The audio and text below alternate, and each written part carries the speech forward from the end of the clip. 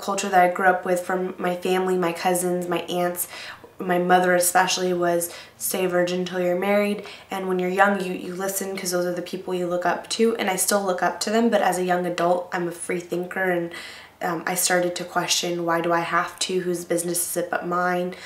So that's when I discovered my own religious reasons, and that's what's kept me going for so long. It's my own personal choice, and I think when you're forced to do something, it can only keep you doing it for so long until you're over that fear.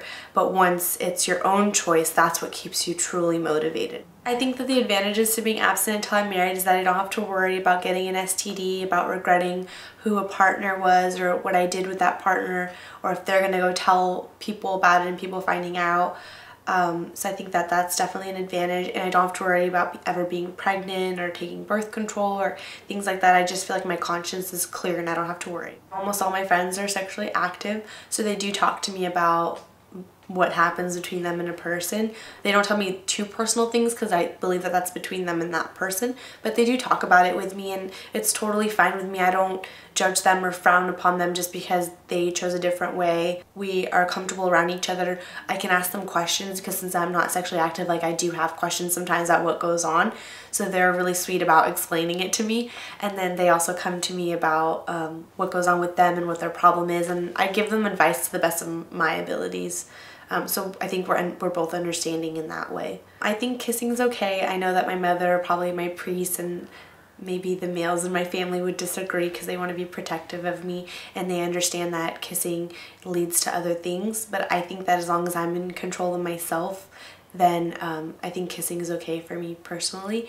And I think it's something intimate between me and a guy that I like. Especially since I'm not having sex, it's kind of the only thing that I can do other than like holding hands. So I think kissing's okay. I just have to be careful with where I'm doing it and where it leads to. What I don't like about being abstinent is I do think it takes a little bit of the fun of being young. I think that it's fun to date around and maybe try out different partners. So I think that takes away a little bit of my experience.